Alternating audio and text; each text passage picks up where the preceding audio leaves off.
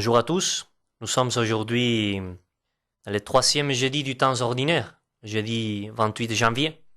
Aujourd'hui l'Église célèbre la fête de saint Thomas d'Aquin, docteur de l'Église, un grand docteur de l'Église qui a beaucoup écrit, qui a beaucoup approfondi tout le mystère de Dieu.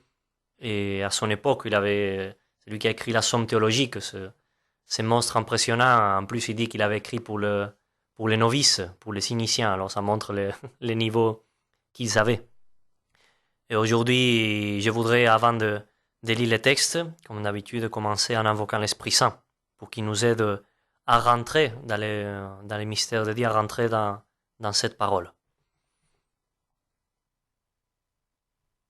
Seigneur Jésus-Christ, envoie ton Saint-Esprit, qui nous éclaire, qu'il prépare le terrain à pouvoir accueillir ta parole, à pouvoir t'accueillir toi, qui nous aide à discerner et savoir ce que Dieu veut de nous, quelle est sa volonté, et qui nous donne aussi le désir de vouloir agir, de vouloir le faire. Ô Seigneur, envoie ton Esprit, qui renouvelle la face de la terre. De l'Évangile selon saint Marc. En ce temps-là, Jésus disait à la foule, « Est-ce que la lampe vient pour qu'on la mette sous le boisseau ou sous le lit? N'est-ce pas pour qu'on la mette sur le lampadaire? Car il n'y a rien de caché qui ne doive être manifesté, et rien ne demeure secret que pour venir au grand jour. Si quelqu'un a des oreilles pour entendre, qu'il entende. » Et il leur disait, « Prenez garde à ce que vous entendez.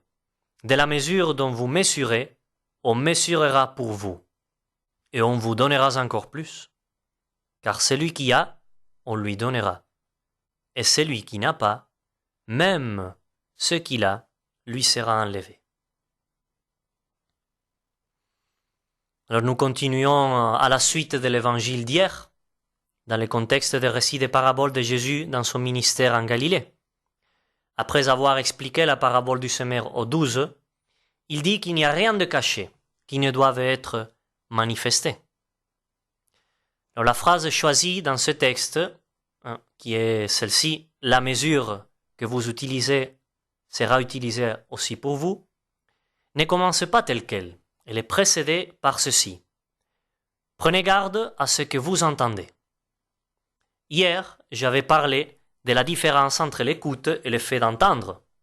Ici, Jésus nous met en garde contre ce que nous entendons, contre ce bruit qui règne aujourd'hui dans notre monde. Pourquoi? Alors il continue. « De la mesure dont vous mesurez, on mesurera sur vous, et on vous donnera encore plus. » Alors si nous nous tenons au texte, il est difficile de savoir de quoi il parle Jésus exactement. La mesure de quoi?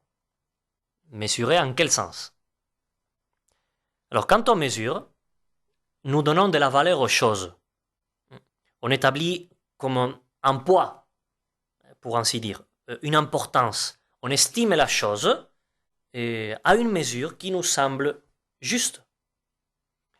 Or ici, Jésus nous met en garde à ce que nous entendons, c'est-à-dire qu'il est important de savoir discerner ce que nous entendons, c'est-à-dire de lui donner sa juste valeur. Quelle valeur donnons-nous à la parole de Dieu? Souvent, et cela je le dis pour moi-même aussi, lorsque la parole de Dieu est proclamée, notre tête est ailleurs, elle nous échappe, juste pour un moment, mais elle passe. Ou bien elle reste, mais brièvement, car après les autres soucis du monde l'emportent, comme dans la parabole du semeur. Aujourd'hui, avec la pandémie, on n'a que la Covid dans la tête. Cela a pris toute l'importance dans notre esprit et s'est emparé de notre attention et même de notre mode de vie. Ceci est juste une réflexion, mais c'est vrai qu'il est important d'apprendre à discerner quelle est la juste place de tout ce que nous entendons, y compris la parole de Dieu. Qui sinon est en mesure de donner la juste valeur de chaque chose? N'est-ce pas Dieu? C'est en imitant Jésus-Christ que nous apprenons à mesurer chaque chose et chacun comme Dieu la mesure.